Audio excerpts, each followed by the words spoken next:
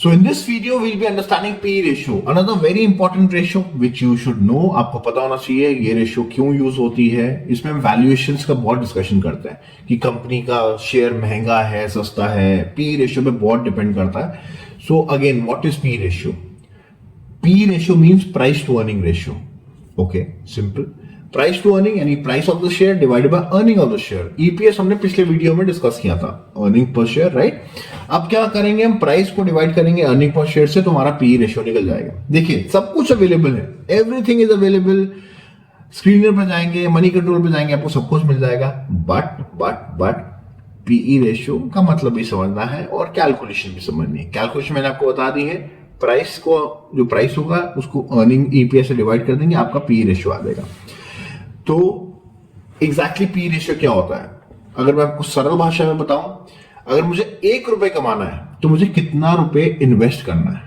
Okay, अगर मुझे 1 रुपए कमाना है तो मुझे कितना रुपए इन्वेस्ट करना है. फॉर एग्जांपल अगर टीसीएस की पी रेशियो 29 है, तो मुझे अगर 1 रुपए कमाना है तो मुझे 29 रुपए इन्वेस्ट करना पड़ेगा. I have to invest 29 rupees to earn that 1 rupee.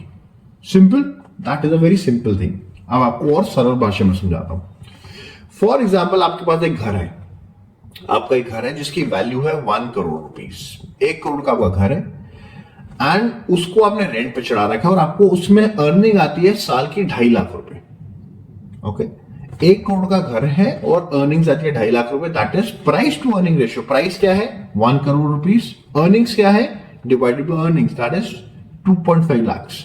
That means इसकी जो पी रेशियो आया है that is 40. Okay, that is a 40 P ratio for your house. और अगर आपके पास एक और घर है, अब आपके पास एक और घर है जिसकी वैल्यू है 50 लाख रुपीस और आपको उसको साल का आपको रेंट आता है 2 लाख रुपीस. सो अब इसकी जो वैल्यूएशन हुई, इसकी बेसिकली अगर मैं इस घर की मैं पी रेशियो निकालूंगा तो इसकी पी रेशियो आएगी ऑलमोस्ट 25. एम आई राइट? उसकी रेशियो आई थी 40, इसकी आई 25. 50 divided by 2 lakhs. Okay, 50 lakhs divided by 2 lakhs, that will be right 25. इसकी पी रेशियो है 25, उसकी पी रेशियो है 40. इसका मतलब क्या है, इसका मतलब क्या है कि हाँ, मुझे अगर 2 लाख रुपए कमाने हैं, 50 लाख लगा के मैं 2 लाख कमा सकता हूँ, वहां पे मुझे 1 करोड़ रुपए लगा के 2.5 लाख कमाने हैं, तो मुझे ये यहां पे मैं पैसा सस्ते में कमा सकता हूं. यहां मुझे इन्वेस्टमेंट ज्यादा करनी पड़ रही है और अर्निंग्स उस हिसाब से कम है.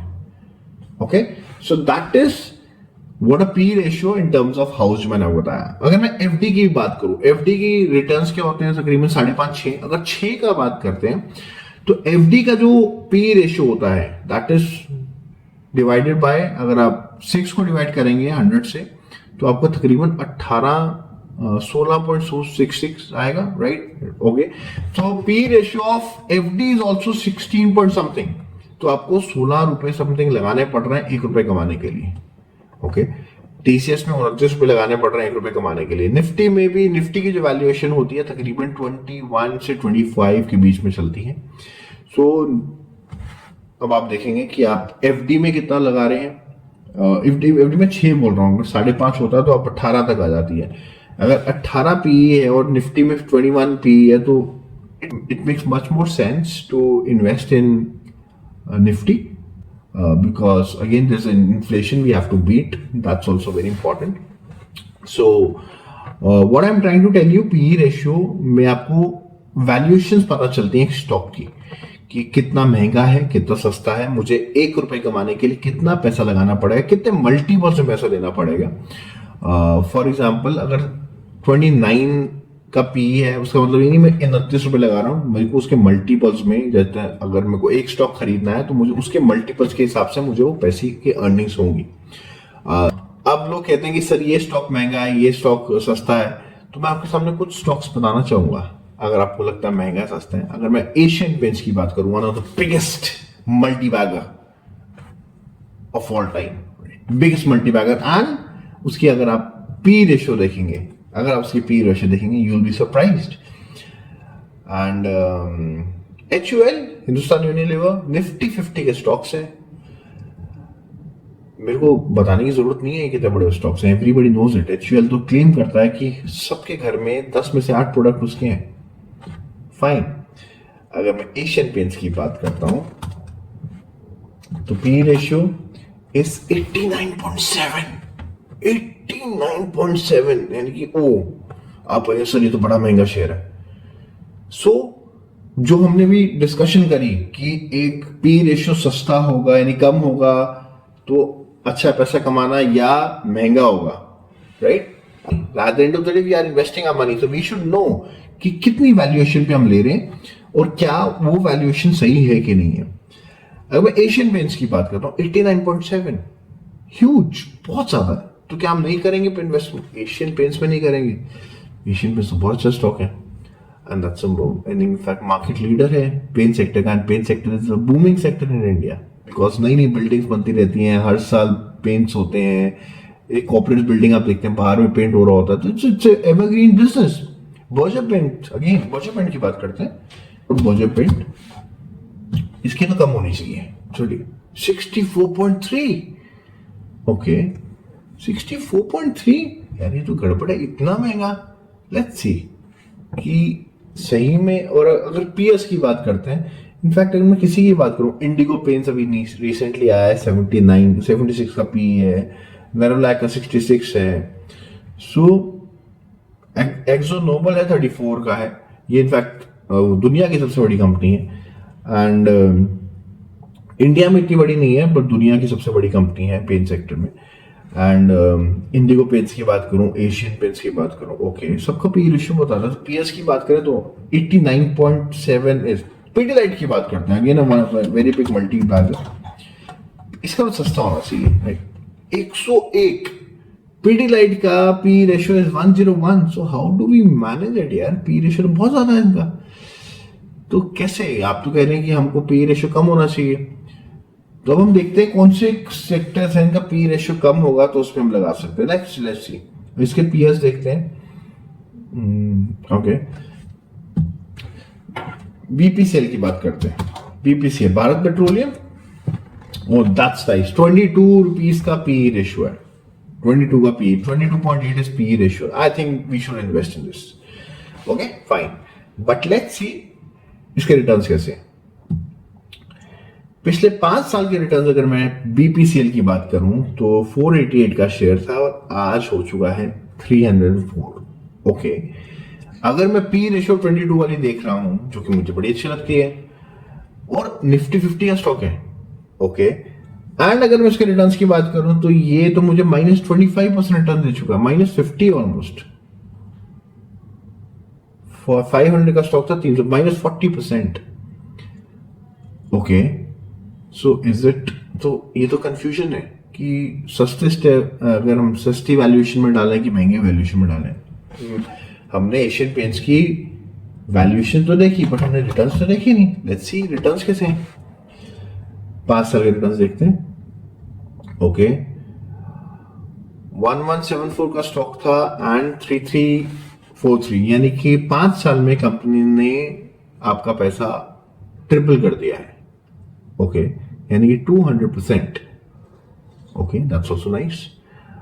तो 200% मेरे को ग्रोथ आई है, यानी कि मैंने अगर 1 लाख लगाया था मेरे 3 लाख हो चुके हैं। एंड अगर मैंने 1 लाख बीपीसीएल में लगाया होता जिसकी वैल्यूएशन की बाइस से 22.8 है तो मेरा पैसा हो चुका होता अभी तक 60,000।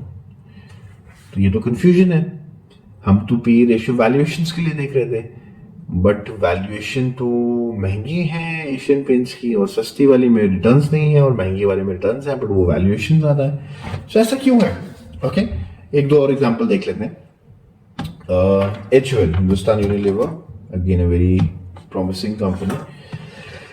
66.5 is the P ratio. Okay, and let's see last 5 years returns. The company was at 1248 and right now it's at 2599. Yes, तो पिछले 5 साल में पैसा डबल जरूर हुआ है।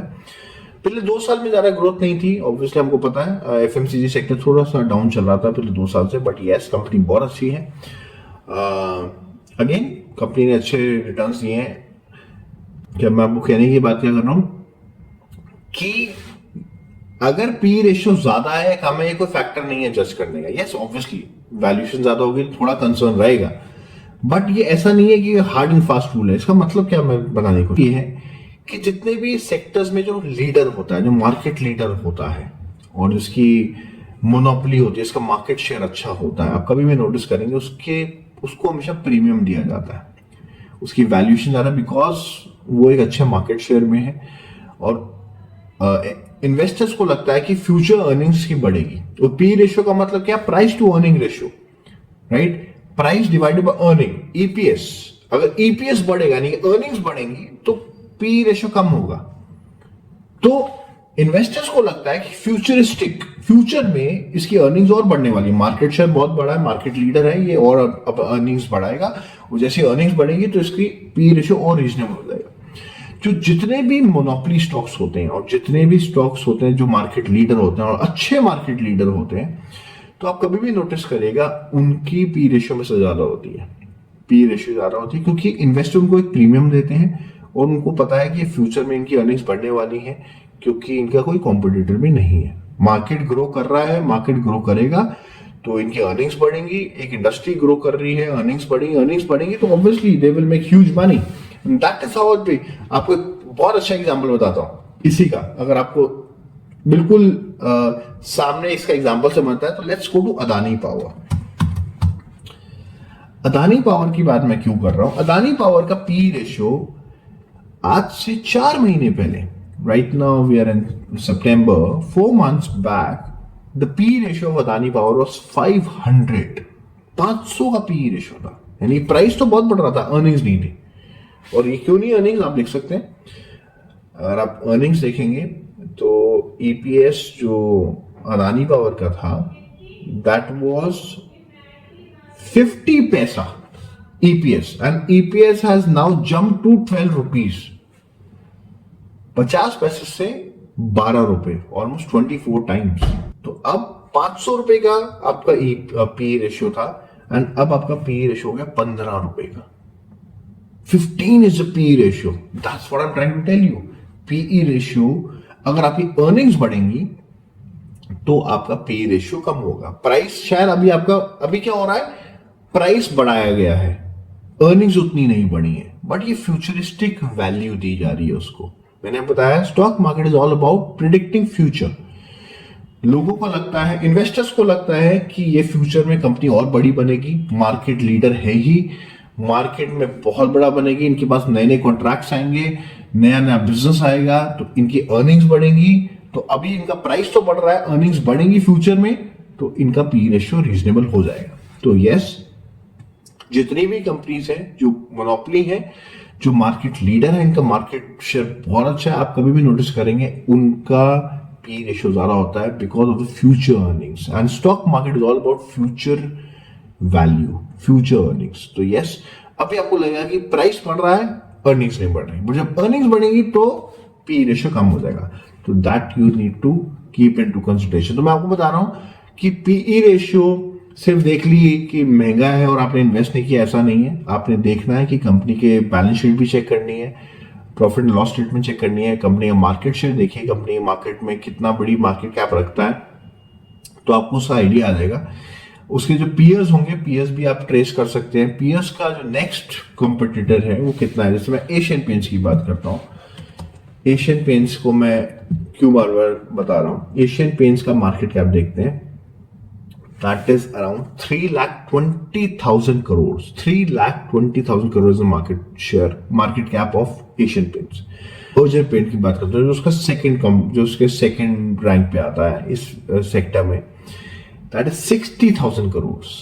That means almost 6 times bigger. Asian Paint is 6 times bigger, 5.5 times bigger than Berger Paints. So again, a big market leader.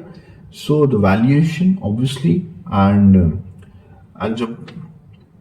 peers की भी आपने P ratio देखी है, तो P ratio should not be the only reason to judge a particular stock, but yes, obviously बहुत बड़ा concern रहता है, क्योंकि अगर P ratio बहुत ज्यादा हो जाता है और अर्निंग्स नहीं बढ़ रही तो एक दिक्कत की बात है। तो आप बिल्कुल चौकन्ना रहें। तो जैसे अदानी पावर है, अदानी के जितने भी स्टॉक्स हैं, जिनकी अभी आप अदानी की स्टॉक्स देखेंगे, सबकी पी रेशियो बहुत ज्यादा है। इनफैक्ट अदानी पावर की भी थी, बट अदानी पावर ने रिजल्ट्स दिखा दिए, उनकी अर्निंग्स बढ़ गई हैं तो उनका पी रेशियो कम आ गया है। अब अगर आप अदानी एंटरप्राइजेस की बात करेंगे 385 है उनका पी रेशियो, बट जैसे अर्निंग्स बढ़ेंगी तो उनका पी रेशियो भी डाउन आ जाएगा। बट अगर अर्निंग्स नहीं बढ़ रही हैं और पी रेशियो बढ़े जा रहा है then it is a matter of concern. तो यहाँ पे आपको वैल्यूएशंस देखनी है। तो पी रेशियो का मतलब मैंने आपको बता दिया, price to earning ratio. Price को डिवाइड करेंगे आप ईपीएस से। तो अगर सिर्फ प्राइस बढ़ रहा है अर्निंग्स नहीं बढ़ रही तो वैल्यूएशंस बढ़े जा रही हैं। बट यस कहीं ना कहीं कंसिडरेशन है, कंपनी का फ्यूचर वैल्यू दी जा रही है। इन्वेस्टर्स आर एक्सपेक्टिंग कि फ्यूचर में अर्निंग्स बढ़ेंगी तो यस पी रेशियो डाउन आएगा। तो yes that can be considered, but you have to be cautious as well, क्योंकि बहुत कंपनीज हैं जिनकी पी रेशियो, जिनकी प्राइस बढ़ा पर अर्निंग्स नहीं बढ़ेंगे। तो yes you need to keep a check. आपने उतनी इन्वेस्टमेंट्स भी नहीं करनी कि आपको लग रहा है अर्निंग्स, बट अगर कंपाउंडिंग इंटरेस्ट, अगर कंपाउंडिंग सेल्स बढ़ रही है, कंपाउंडिंग प्रॉफिट बढ़ रहा है और मार्केट लीडर है तो यस आप उस कंपनी में इन्वेस्ट कर सकते हैं। But at the same time it has to grow, it has to grow, earnings has to increase to get the P ratio down and it has to be reasonable to buy a particular stock. तो yes क्योंकि बहुत से stocks इनका 100 PE भी हो चुका है, but again futuristic value दी जा रही है। अगर एफएल इंडिया की बात करता हूं, एफएल इंडिया की बात करूं 72 का इसका पी रेशियो है। 72 ज्यादा नहीं हुआ, काफी ज्यादा है, बट आप समझिए it's a new age IT company, it's a mobile advertisement company. Mobile advertisement company है तो लोगों को लग रहा है, अब आप खुद बताइए, मोबाइल की यूजेज बढ़ रही है, स्मार्टफोन यूजेज बढ़ रही है, स्मार्टफोन यूजेज बढ़ेगी तो क्या होगा, लोग ज्यादा फोन यूज करेंगे, इनके लिए फायदा है, इनका बिजनेस बढ़ेगा। और ये मार्केट लीडर है, मार्केट लीडर है और अर्निंग्स बढ़ रही हैं, रेगुलरली ग्रो कर रही है, ये बढ़ रहा है अगर आप नोटिस करेंगे। तो इनको एक प्रीमियम वैल्यूएशन दी जा रही है। उनको लग रहा है कि हाँ नए नए स्मार्टफोन्स आने वाले हैं और लोग स्मार्टफोन यूज करेंगे और लोग टाइम स्पेंड करेंगे, नई नई एप्स पर टाइम स्पेंड करेंगे। तो यस इनके लिए इनको एक डेटा मिलेगा जहाँ पे एडवर्टाइजमेंट दिखाएंगे इनके लिए, तो so their business will grow, so that's why they are getting the premium value and they are the market leader. तो अगर आप देखेंगे कंपाउंडिंग सेल्स भी कंपनी दिखा रही है, सेल्स भी कंपनी की रेगुलर बढ़ रही है और प्रॉफिट भी कंपनी का रेगुलर बढ़ रहा है। देखिए 28, 49, 66, 135 to 115, तो कंपनी की बहुत सुपर ग्रोथ है। तो yes that's why they are getting the premium. So आपको समझना पड़ेगा, मार्केट लीडर होना चाहिए, कंपाउंडिंग सेल्स बढ़नी चाहिए, फ्यूचर का बिजनेस दिखना चाहिए कि हाँ ये बिजनेस तो ग्रो करने वाला है, ये तो सेक्टर ही ऐसा है जो आने वाले टाइम में 10 टाइम्स भी ग्रो करेगा। तो यस उसको फ्यूचर वैल्यू दी जाती है। अदानी की बात कर रहे हैं, बहुत से इन्वेस्टर्स को लगता है कि हाँ अदानी के शेयर्स की वैल्यू और बढ़ेगी। क्यों बढ़ेगी? क्योंकि उनकी पॉलिटिकल कनेक्शन अच्छे हैं और जो भी उनके बिजनेस हैं वो गवर्नमेंट सेंट्रिक हैं। चाहे अदानी पोर्ट्स हो, Adani enterprises all about airports, so yes Adani, तो उनको पता है कि एयरपोर्ट्स काफी अदानी ने ले लिए हैं और अब भी मिलेंगे, तो यस उनका बिजनेस बढ़ेगा।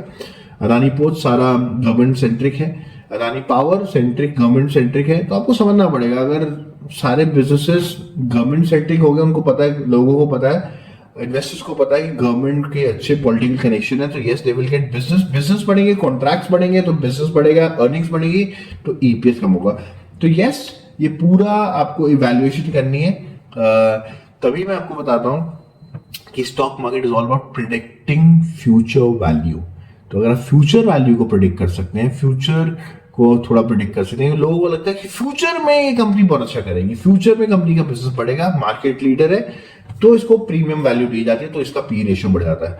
बट ज्यादा पी रेशियो भी सही नहीं है, आपको उसमें ध्यान रखना है, आपको रेगुलर रिजल्ट चेक करने। अगर आपको लग रहा है कंपाउंडिंग ग्रोथ हो रही है then stay invested, else you need to be very careful. So that is was the P ratio. बाकी हम नेक्स्ट वीडियो में चलते हैं।